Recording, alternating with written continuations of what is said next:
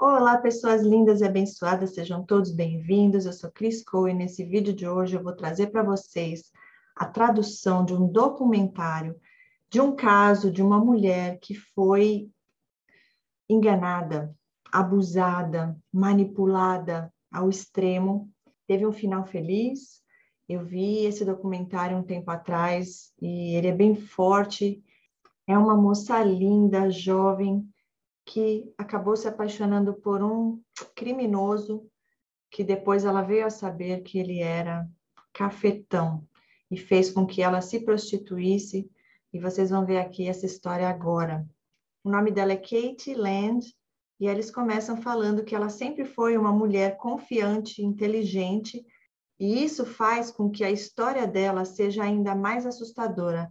A vida dela disparou fora do controle e é difícil de acreditar que essa jovem de 28 anos ainda está aqui entre nós. Ela é emocionada, né? Ela fala, é tão difícil porque eu nunca pensei que chegaria a esse ponto, mas era o começo de tudo. Começa dizendo que 5 anos atrás tudo deu errado para Katie Land. Forçada a um anel de escravidão sexual, ela foi raptada na Austrália e comercializada ao redor do mundo como prostituta, mantida no capricho de um bandido violento e manipulador até sua sorte escapada que salvou a vida dela. Aí ela continua aqui falando, né, no documentário, ela diz que ela estava totalmente entorpecida. Eu não tinha emoções, era como um robô. E a repórter diz, né? E a coragem dela de ser a testemunha estrela no caso do Tribunal Internacional ajudou a salvar outras vidas. Ela diz que agora ela consegue dormir à noite sabendo que ele foi condenado pela sentença máxima que ele podia pegar. O policial diz que Kathy era uma jovem cheia de sonhos que de alguma forma foi capturada por uma pessoa má intencionada. O pesadelo começou quando ela mudou para Gold Coast em 2011. Ela estava em busca de novas oportunidades, tinha um ótimo emprego e estava fazendo novas amizades quando conheceu esse homem. Daí eles falam um pouco sobre ele, que o nome dele é Damien Basten, imponente e carismático, ele naturalmente chamava atenção. Kathy instantaneamente se sentiu atraída por ele na boate onde se conheceram. Então ela continua dizendo aqui que ela ouviu e tinha umas luzes assim em cima dele, e ela diz que ela se sentiu atraída por ele assim naquele mesmo momento que viu ele. O que ela não sabia, continua aqui o documentário, é que ele era um criminoso da casa de cafetão de longa data e um mestre em manipulação. Daí fala que o plano dele era ter um relacionamento com ela, onde ele isolou ela dos amigos e familiares e a forçou a ser uma de suas prostitutas. Daí fala que doentiamente ele teve sucesso usando a pimpologia de como ter um negócio sórdido como a prostituição. Ele lia, né, esse livro aí, ensinando isso daí, como ter sucesso fazendo esse tipo de negócio. Daí fala, o primeiro passo é intimidação e controle através de extrema violência. Daí ela fala, ele me dava socos no estômago o mais forte que ele podia, até eu cair no chão. E ele me pegava e começava a me estrangular e me agarrava pelo cabelo e batia a minha cabeça contra a janela e dizia, cala sua boca. Daí ela fala, segundo passo, tormento mental. E ela diz, me prendia contra a parede e dizia, nunca mais fale assim comigo. Daí ela conta que ele pressionou uma faca quente contra a garganta dela e que ela sentiu que ele iria cortá-la. E aí ela pulou para cima e ele a puxou de volta para baixo e ele continuava estrangulando ela até ela começar a gritar. Aí, terceiro passo, subjugação. No caso dela, foi estupro. Daí ela fala, ele gostava de me bater e ter sexo logo em seguida. Daí a entrevistadora pergunta para ela quantas vezes que ele te estuprou. E ela diz que várias vezes, mas que não lembra, porque, né, ela explica que quando você está ali naquele momento chorando e ainda tendo que fazer sexo depois, né, que é difícil de lembrar dessas coisas, de quantas vezes aconteceu, mas ela diz que foram várias. Aí vem, né, a parte que ele pegou ela ali presa mesmo nesse abuso. Ele se vangloriava de ser membro de uma gangue perigosa do crime. e a ameaçava dizendo que se ela não fizesse o que ele mandasse, ele mataria a família dela. Daí continua dizendo, né, que a etapa final de degradação foi transformá-la em uma prostituta. Daí ela fala que ela lembra que ela estava indo para o apartamento pensando: o que eu fiz da minha vida? Onde foi que eu me meti? Porque ela diz que nunca pensou que ela deixaria que chegasse a esse ponto. Daí o médico diz, né? Não vamos dizer que foi uma falha dela e porque isso aconteceu. Isso são circunstâncias incomuns e o mal carismático é o que é. Daí fala que o doutor psiquiatra Frank é expert na síndrome de Estocolmo. É um vínculo, né, formado entre a vítima e o abusador. Agora a entrevistadora pergunta, né, para o psiquiatra, para alguém como Kathy, né, que sempre foi uma pessoa independente, bem educada, como que alguém, né, conseguiu fazer com que ela faça algo nesse tipo, algo que ela não queria? E aí o doutor explica, né? Alguns de nós que pensamos, que conhecemos e sabemos muito sobre encontros com o mal, não sabemos até que isso aconteça. Gostei muito desse médico, porque é exatamente assim que eu vejo esse tipo de pessoas. Existem sim os vários graus de perversidade, né? Mas quando se trata desses, são realmente conscientes do mal que fazem e fazem, têm prazer nisso, não sentem o menor remorso, menor culpa e querem realmente seguir esse caminho do crime e maltratando aí, subjugando as pessoas, usando essas pessoas para tirar o lucro deles, né? Dinheiro em cima delas. Então, esses sim são o próprio diabo aqui na Terra agindo através da vida dessas pessoas que permitem isso, sabem disso e gostam disso. E daí ele continua dizendo, no caso dela, os familiares estavam envolvidos e ele fez questão de deixar bem claro e convencê-la de que ele os mataria. E o médico fala novamente, de repente ela percebeu que ela estava em um relacionamento com o diabo. Daí a moça pergunta, né, para ela, como que ele fazia com que você se prostituísse? Como que ele te forçava a fazer algo, né, que você não queria? Como que ele te fazia trabalhar? E ela disse, uma vez que começou a violência, eu já não via mais uma saída. E ela falou, não só preocupada com a minha segurança, mas também com a segurança da minha família. Daí a entrevistadora pergunta, como que você se manteve psicologicamente fazendo algo que você não gostaria de ter feito?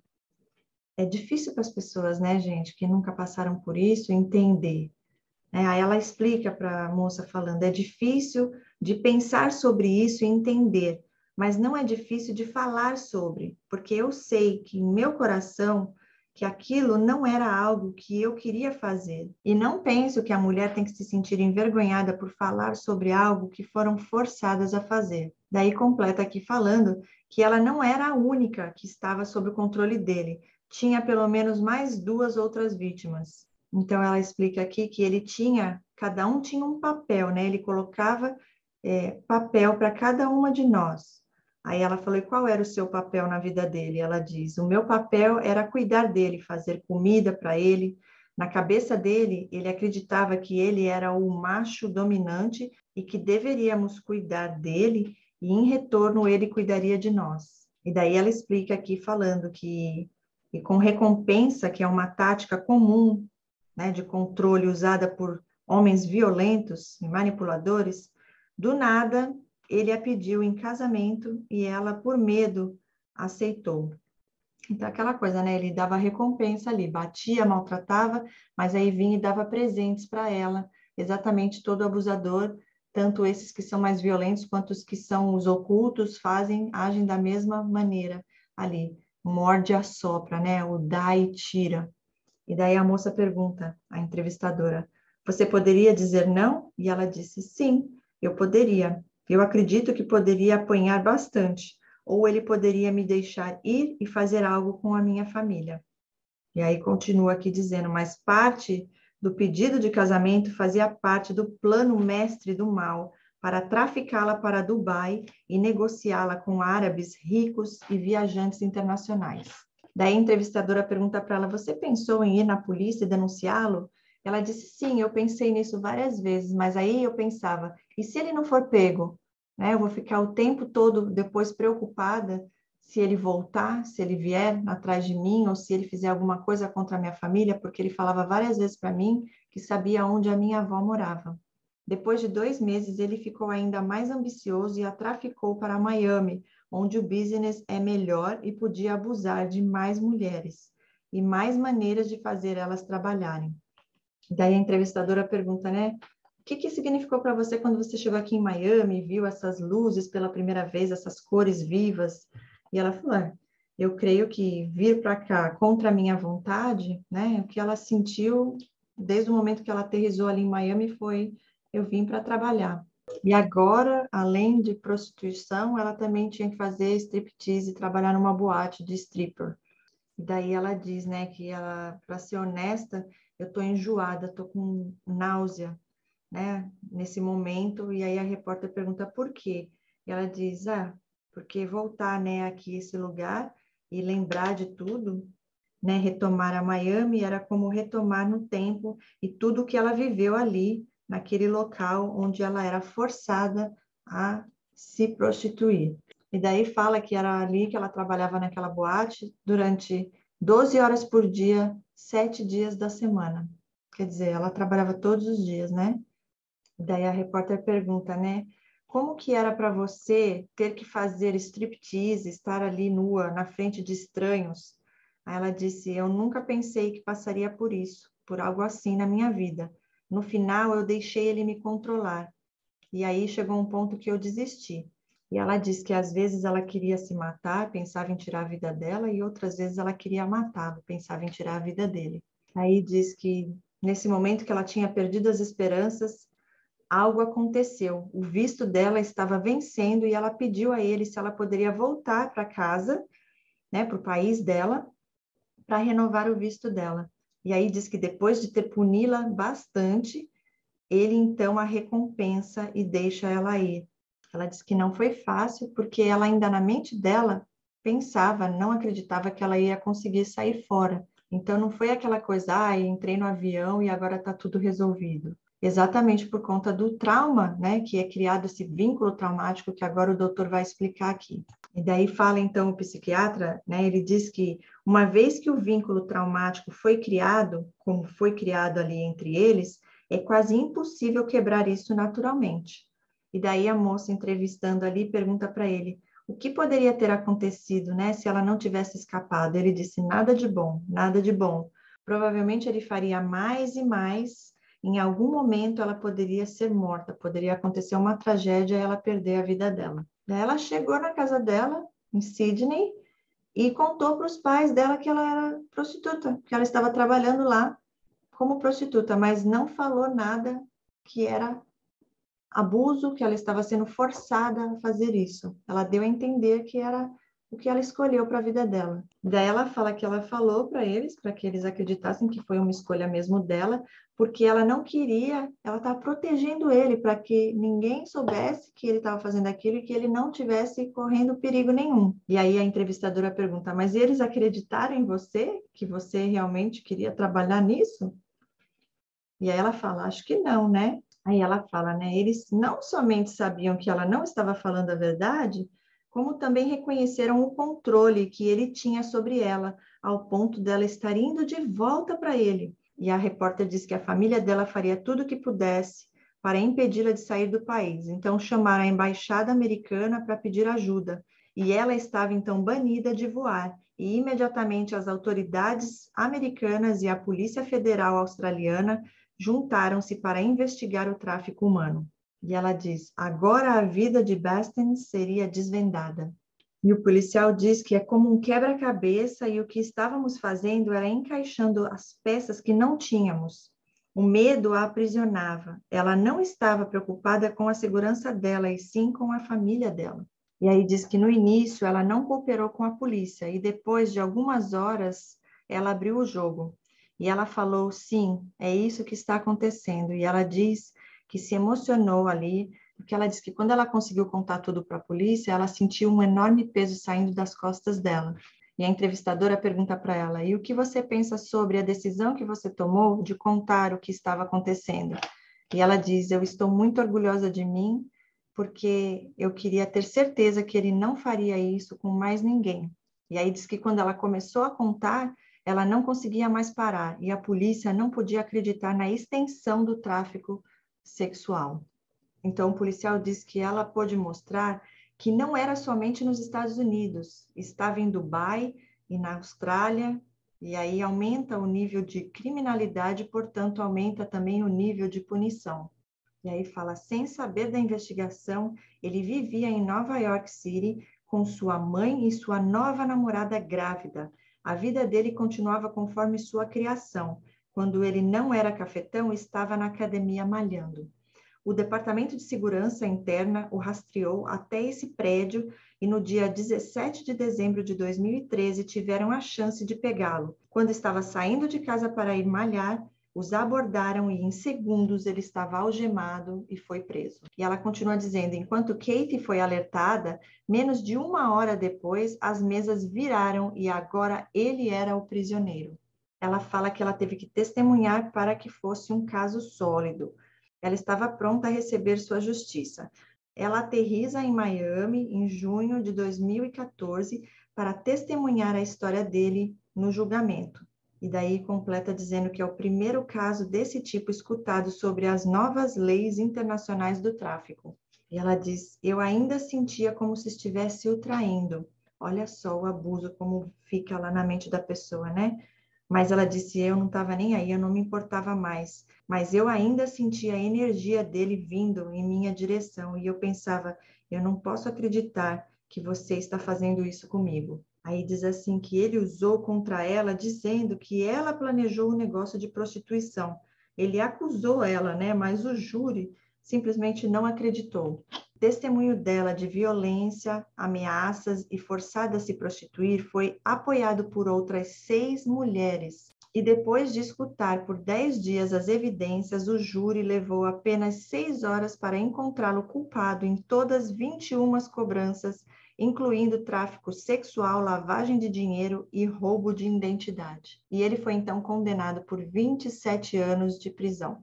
Aí ela diz assim, eu tinha 27 anos de vida quando isso aconteceu, então tudo que eu podia pensar era, uau, eu estou viva há 27 anos e esse é o tempo que ele terá que gastar dentro da cadeia. E aí fala que outra das garotas tem 23 anos e chama-se Jade. Depois que Katie foi embora, ela se mudou com ele e rapidamente se tornou, de namorada, a prostituta de striptease e saco de pancadas. Daí ela conta que ele deu um soco na clavícula dela e quebrou, e ele não a levou ao hospital. E ela também testemunhou contra ele, e as duas criaram um vínculo inquebrável. Essas mulheres valentes não se viam há 18 meses. Daí ela completa dizendo que ainda é muito difícil para as pessoas em minha vida entenderem o que eu passei. Então, falar com alguém que passou pelo mesmo, que pode, né, se conectar com você, porque é difícil de acreditar que uma pessoa como ele era exatamente como nós dissemos que ele era. Exatamente, né, gente? É o que acontece com a gente que passa nos relacionamentos abusivos, vai contar para as pessoas, vai tentar falar para as pessoas quem realmente são eles, dentro de 4 paredes, e ninguém acredita assim. Hoje em dia, muitas pessoas já estão tendo essa revelação também, mas eles só viram a parte boa, eles não conhecem de verdade quem eles são por detrás das máscaras, como nós conhecemos. Então, o que ela falou, eu me identifiquei bastante, eu acredito que vocês também. E ela diz, é meio surreal, mas essa prisão de Miami é a casa dele agora. Você pensa frequentemente como deve estar sendo a vida dele hoje? E ela diz, eu tenho que admitir que é muito satisfatório, porque o controle que ele tinha sobre nós e o confinamento que ele fez nós experimentarmos, saber que ele está experimentando esse confinamento pelos próximos 27 anos é muito satisfatório. E aí a repórter diz, né, você pode ir embora, e ele não. E ela responde, exatamente. E aí ela continua aqui dizendo, né, que tem sido 4 anos desde que ela deixou ele e ela retomou sua vida que quase perdeu. Desde então tem sido uma luta para recuperar sua autoestima que ela quase esqueceu que existia. Ela diz que as pessoas até hoje não acreditam que ela passou por isso, dizem para ela que ela podia ter saído disso. E ela diz que é quase que vergonhoso e embaraçoso esses momentos onde as pessoas falam isso para ela, né? Porque ela disse, mas eu acabei caindo, né? E ela continua dizendo, é bom saber que outras pessoas não serão expostas da maneira que eu fui. Aí ela fala que é muito gratificante para ela, né, saber que por conta dela ter contado, ter tido a coragem ali de contar o que estava acontecendo com ela, que esse homem não vai mais fazer isso com outras garotas. Ela diz que quase que pensa nisso todos os dias, que ela é muito feliz por ter feito isso. Que história, né, gente? Que história. Uma moça linda, graças a Deus teve um final feliz, justiça foi feita, por isso que eu digo, Deus é fiel. Às vezes eu vejo as pessoas falando, mas nada acontece com eles. Sim, acontece, gente. A vida deles já é uma coisa horrível do momento que eles acordam até a hora que eles vão dormir. E quando é assim, num caso mais perverso, já de um criminoso, a pena é muito maior. E foi o que aconteceu com ele. São 27 anos, né, que ele vai passar aí. O tempo de vida dela foi o tempo que ele vai ficar ali de trás das grades. Eu trouxe aqui esse documentário porque mostra exatamente todas essas fases do abuso, como os manipuladores agem e como eles não estão nem aí para nada, para ninguém, eles só querem saber de dinheiro, fama, status, poder, e eles passam por cima de quem for preciso para conseguir isso daí, porque eles não têm amor, eles não têm empatia, eles não têm remorso, não têm sentimento de culpa. Por isso é tão importante a gente saber que essas pessoas existem, que estão no meio de nós. Então a gente não pode se deixar levar pelas emoções e um sonho de ter uma pessoa ali que está parecendo ser o homem, o príncipe encantado. Né? A gente tem que observar os detalhes, a gente tem que pensar na gente em primeiro lugar, colocar Deus sempre em primeiro e sempre pedir confirmação dele para qualquer coisa, qualquer pessoa que venha aí entrar nas nossas vidas, porque assim a gente não cai na lábia desses seres que estão ali com intenções, más intenções por detrás de tudo ali que parece ser um sonho, tá bom? Fiquem com Deus, um beijo a todos no coração e a gente se vê no próximo vídeo. Tchau, tchau!